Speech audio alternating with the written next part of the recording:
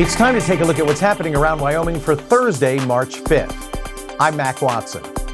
A committee charged with investigating the so-called CheckGate controversy over handing out checks on the Wyoming House floor said on Wednesday it found no bribery or wrongdoing.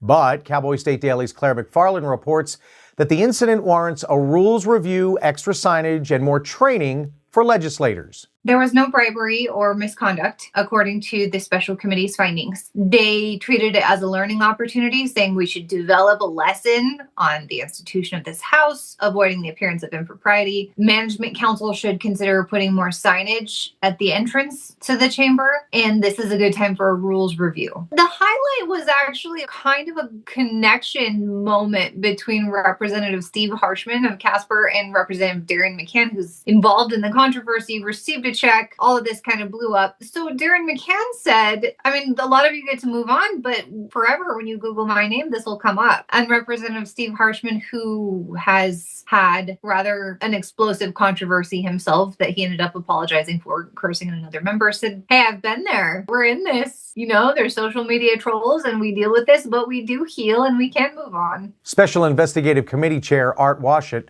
from Casper read aloud to the House on Wednesday from a special report all 7 committee members signed. Quote, taken together, the committee recognizes that the conduct that occurred on the House floor was undesirable and must never occur again. TerraPower was approved on Wednesday for a construction permit to build a first-of-its-kind nuclear power plant near Kemmerer.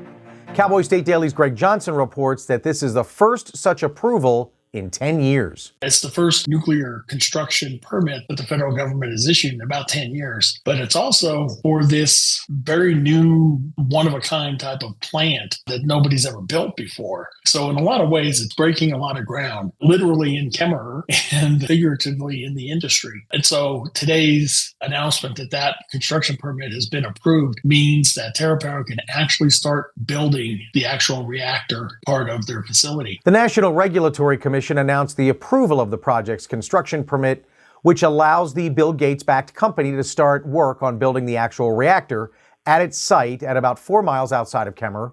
In a statement, the company calls it a, quote, historic day for the United States nuclear industry, unquote.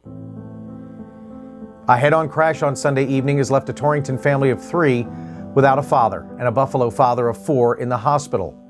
Cowboy State Daily's Dale Killingbeck reports that authorities say no cause has yet been determined. Andrew Winter was on his way from Torrington to Gillette, and Cody Thomas was on his way from Buffalo down to the Wyoming Police Academy in Douglas when their cars collided on Sunday night. Andrew Winter died at the scene, and Cody Thomas was air flighted to Casper's Banner, Wyoming Medical Center for treatment. What we know now is that he's out of the hospital and he's recovering at home, and that the family of Andrew Winter is just reeling because his 3 children and his wife now don't have the main provider in the house. Wyoming Highway Patrol spokesman Aaron Brown says a crash report for the incident on Highway 59 between Gillette and Douglas has not yet been completed.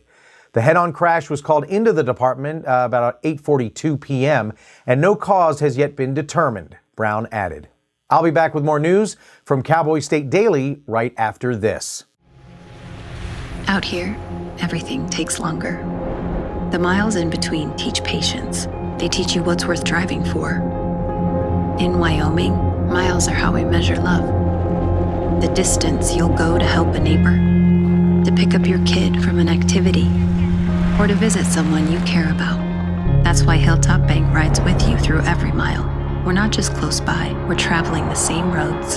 Hilltop Bank, member FDIC, equal housing lender. Cowboy State Daily News continues now. The Wyoming Department of Education has completed a week-long review of a Rock Springs special education program.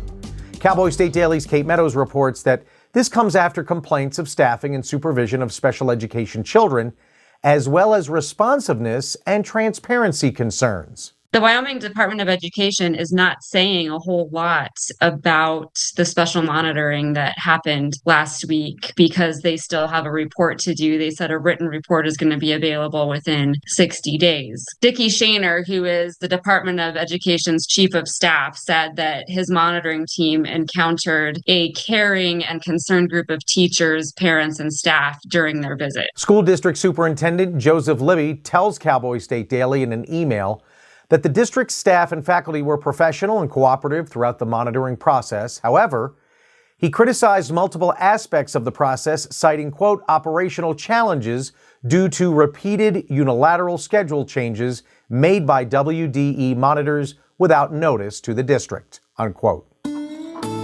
Hunters and law enforcement tell Cowboy State Daily that the failure to pass a corner crossing bill really doesn't make any difference.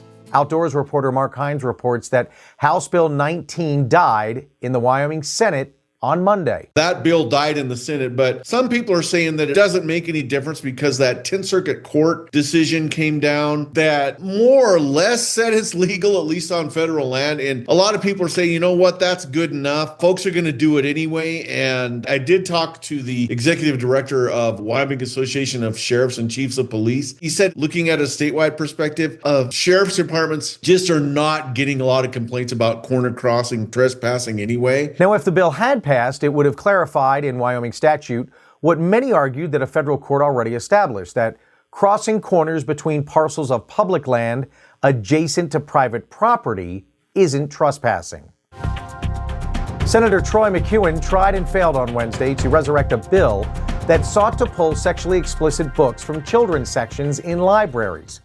Cowboy State Daily's Claire McFarland reports that the effort failed. Senator Troy McEwen brought a motion to suspend the rules and resurrect House Bill 10. That's a bill that would implement a statewide book challenge process for sexually explicit books in children's sections of libraries. And if libraries refuse to follow that process, they could be sued. So McEwen brought it to kind of a late session, suspend the rules, resurrect this thing vote, and the Senate rejected that 13-18. To resurrect House Bill 10, the Senate would have needed to secure a 2/3 vote to suspend the rules. The Laramie County Sheriff's Office 3-day truck around and find out sweep of commercial trucks last week saw deputies make 177 stops, write 51 tickets, and nab 32 drivers who were in this country illegally. So says Sheriff Brian Kozak. Cowboy State Daily's Greg Johnson reports that support from truck drivers and industry groups are flooding in from across the United States. A lot of them are responding with things like, hell yeah, go for it, keep it up. And it's coming from truckers. It's not the political side of it. It's because of safety, not because of border patrol or immigration. And Kozak, he said he's been getting a lot of support from around the country. People have been emailing him. He says the number one question he gets about it is how they can get one of his hats in his video. The operation, according to Sheriff Kozak, was a joint effort with the U.S. Immigration and Customs Enforcement Agency. And that's today's news. Get your free digital subscription to Wyoming's only statewide newspaper by hitting that daily newsletter button at cowboystatedaily.com. And you can watch this newscast every day by clicking subscribe on our YouTube channel or listen to us on your favorite podcast app. Thanks for watching. I'm Mac Watson for Cowboy State Daily.